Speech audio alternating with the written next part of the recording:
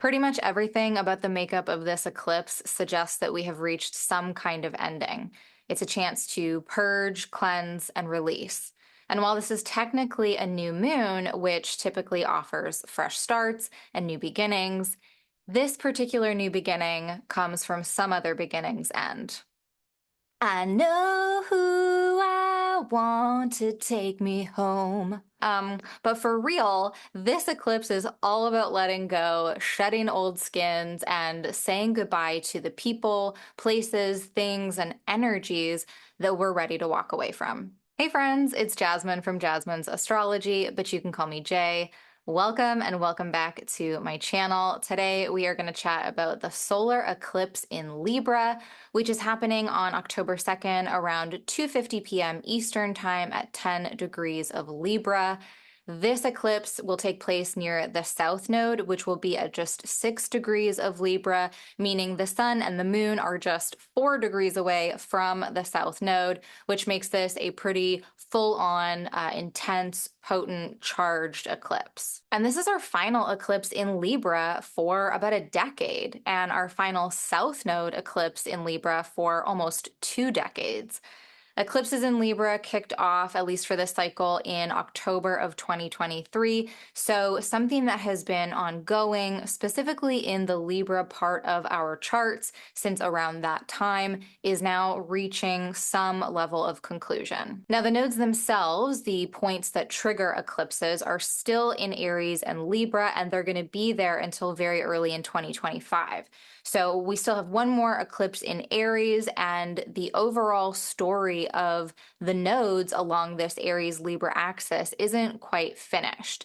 And so I do wonder if it might be more accurate to say something like this eclipse in Libra is the beginning of the end, that the process of shedding and releasing and walking away is getting started here, but will likely continue over the next few months. Perhaps the eclipse itself brings a distinct feeling or moment or occurrence that kind of helps to bring the need or readiness to let go into view.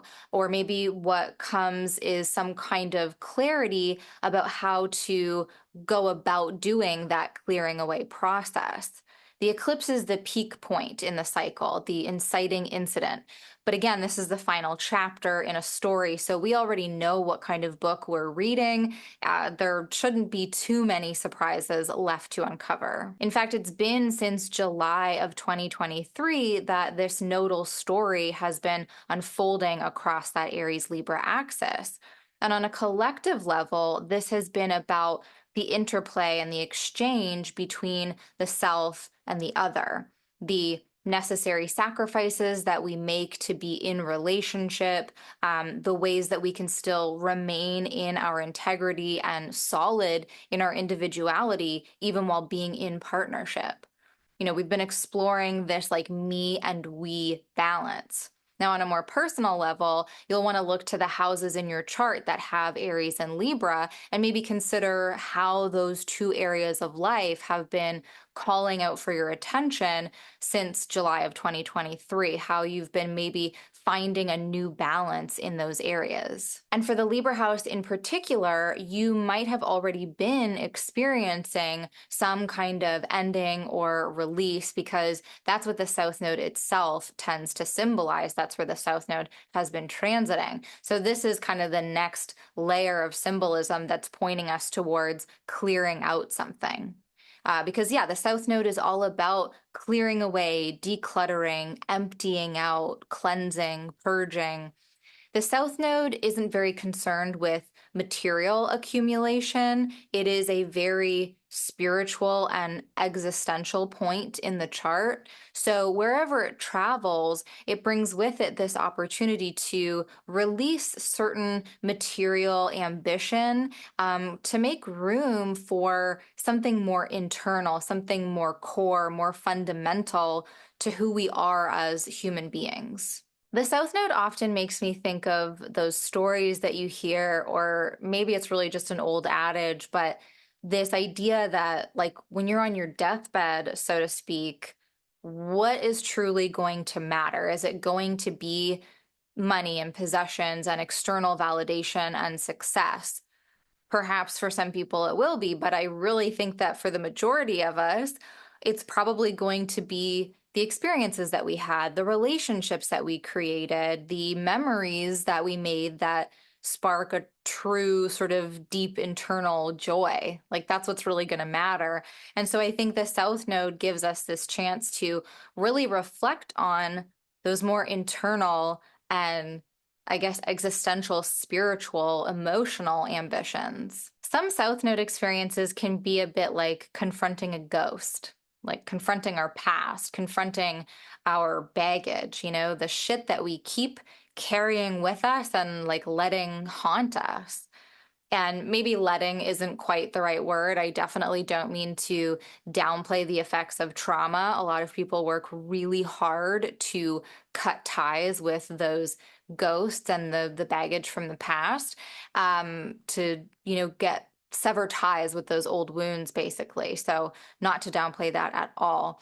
But one of the ways that we can work with a South Node eclipse is to find some kind of forgiveness, make peace with something or someone from the past, one of those ghosts, some of that baggage that we continue to carry with us, and then work to cut the cord on those wounds. It can also help us to release old fears. Those can be ghosts and stuff from the past as well, like limitations that we have put around ourselves, potentially to keep ourselves safe, but that ultimately weigh us down and keep us small. Sometimes eclipses just happen, like they are these very charged, energetic happenings that will just come in and they happen. But I think it's important and helpful to try to take some agency when it comes to eclipses and work with the energy that they are presenting. I mean, I think this is important for anything that we can learn from astrology, but we're talking eclipses. So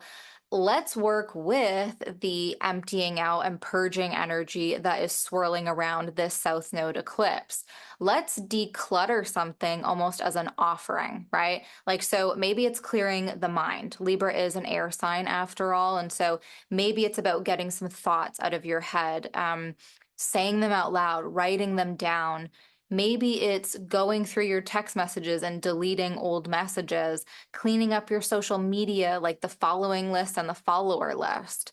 This eclipse will be conjunct Mercury, which means we might be feeling that much more curious about everything this eclipse is bringing our way, everything this eclipse is calling our attention towards. There's that extra level of mental stimulation and mental curiosity. And so we might be more inclined to talk things out, to explore the options, debate the options. That's a very Libran thing, is to debate and negotiate. We might want to journal or do some free writing or even something that's a little more structured. But there's definitely something here about making yourself heard, speaking your piece, speaking your truth, especially in circumstances where you've maybe previously held back. Maybe in relationships where you don't often say what's on your mind because you don't want to rock the boat. That would be a good place to start saying what's on your mind, because I think, holding back in that way, that's not being honest with yourself. That's not being honest with the other person. And I think this eclipse conjunct Mercury is a good opportunity to share our truth, even when that does mean potentially rocking the boat, because it doesn't necessarily have to be brash or harmful. With Mercury in Libra, we can learn to say those things with a lot of tact and kindness while also not compromising our beliefs. Libra is also a sign that speaks to aesthetics and beauty and appearance. And so maybe you're going through a clothing closet or your hair and your beauty products or personal care stuff. Like what's old stuff you can get rid of? What is not even your style anymore? Maybe there's something that you purchased that was really to meet some kind of external beauty standard that doesn't actually align with who you are. We can toss it all away or donate it, even better. This can be a good opportunity to make an effort to separate from and release ourselves from a need to meet somebody else's standards for beauty. I mean, like, what is visually pleasing to us? How do we want to present ourselves? I think that's what's most important, and just get rid of everything else. We can also look to relationship dynamics and patterns as a clue to where or what we can be releasing. Like, are there old ideas about the way that relationships should work, or the way that you need to show up in relationships that you don't actually really vibe with anymore? Like, maybe, you used to think that a friendship had to be ABC, but you've kind of realized that it can be more like XYZ. Or ACB, whatever. But, can we let go of all of that outdated thinking and stop letting it define our friendships? And the same could be said for romantic relationships and relationships of any kind. More specific relationship patterns that really relate to the sign of Libra would be looking to get rid of the ways that we people please, the ways that we keep the peace that is in detriment to ourselves, the ways that we compromise our integrity to make somebody else happy. The parameters for what is fair, what is equitable, what is balanced is really up for reassessment. And it has been since July of 2023. So while it's possible that some relationships or collaborative projects and partnerships might find their ending during this eclipse season, this eclipse specifically, or while the node remains in Libra, it's also very possible that what ends is just a particular dynamic within those relationships, a particular way of relating and sharing space. Now, Libra is ruled by Venus, and so Venus is going to play an important role in this eclipse as well. Its condition in the zodiac at the time of the eclipse will tell us something about how we're navigating all of the eclipse energy. And Venus will be in Scorpio, a place where relationships aren't meant to stay on the surface. Venus in Scorpio reminds us that being in partnership with others is messy and complicated and difficult and uncomfortable at times. This is yet another one of those layers that points us towards the eclipse being or having a very purgative and cleansing energy, an energy of getting rid of the buildup and the excess. And I do think there's something here in this eclipse about seeing who is willing to go through the muck and discomfort that being in relationship can sometimes bring. Who is ready to traverse those depths with us, and who are we ready to accompany as well? Venus in Scorpio can point us towards what's not working, what's not stable or consistent in our relationships in a way that is going to help them endure and last for the long haul. And once we see those sort of cracks or problems, whatever, we then get to decide what's worth devoting our time and energy and love towards repairing, and what's ready to be bid adieu. But trying to breeze past the rocky stuff and the rough patches is just not an option here. Not with the stuff that we truly care about, not for the connections that we want to feel a true intimacy and a true trust with. I was recently listening to the podcast Gender Spiral, which is really, really good. I'll link it in the description. And the episode's guest, Alima Lee, was quoted as saying, "We need to be seen to be safe." And that quote hit me so deep so quickly. It made me instantly think about Venus and Scorpio.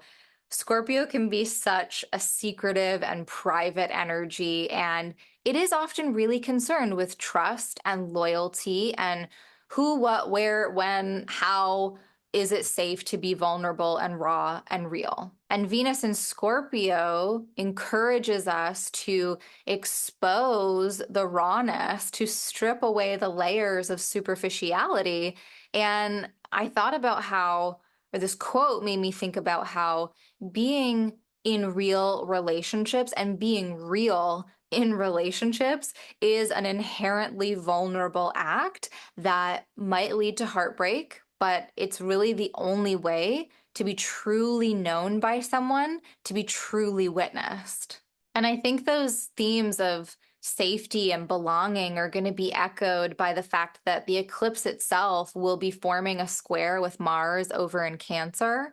So, even though this eclipse is in an air sign, and I do think communication, listening, thinking, saying what's on your mind, all of that's going to be really important.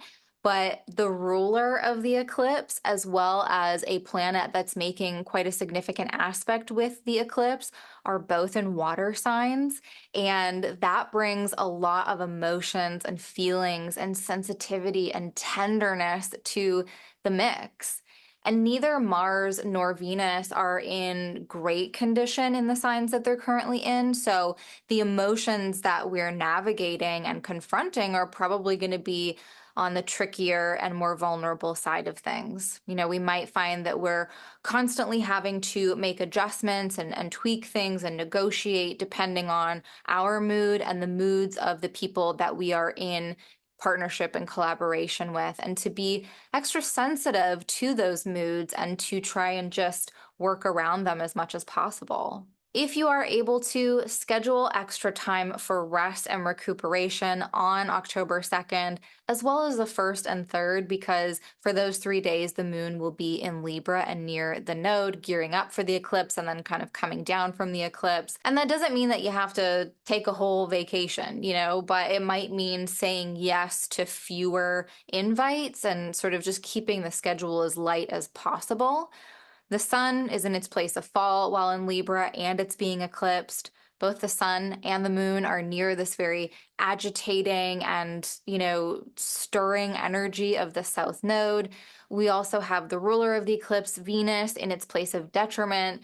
And all of these factors combined really make for lower vitality, a decrease in energy levels, a need to move slower and with more caution. So your whole life doesn't need to go on pause. I mean, it would be nice if you could, but it's probably not possible. And, it is what it is. But we can reduce things, right? Like, remember, we want to work with the energy of pulling back, letting go, resting, emptying out. Less is more, quality over quantity. Those are going to be good things to keep in mind. Okay, hopefully all of that has been helpful and clear. If you need clarity on something, absolutely let me know in the comments. Let me know if this resonated with you or if it didn't. It's all good. I want to hear about it. And where is Libra in your chart? How are you preparing for this eclipse, if at all? Sometimes you just got to let it wash over you, right? But, you never know. Will you be decluttering or clearing anything away to try and work with the energy? I want to hear about it, so let me know. And thank you so much for watching. If you liked this video, please make sure to like and subscribe. It's super helpful and it's super free. And I will be back with more astrology insights and other cosmic chit chat very soon. But until then, I'll catch you in the cosmos. Closing time. One last call for...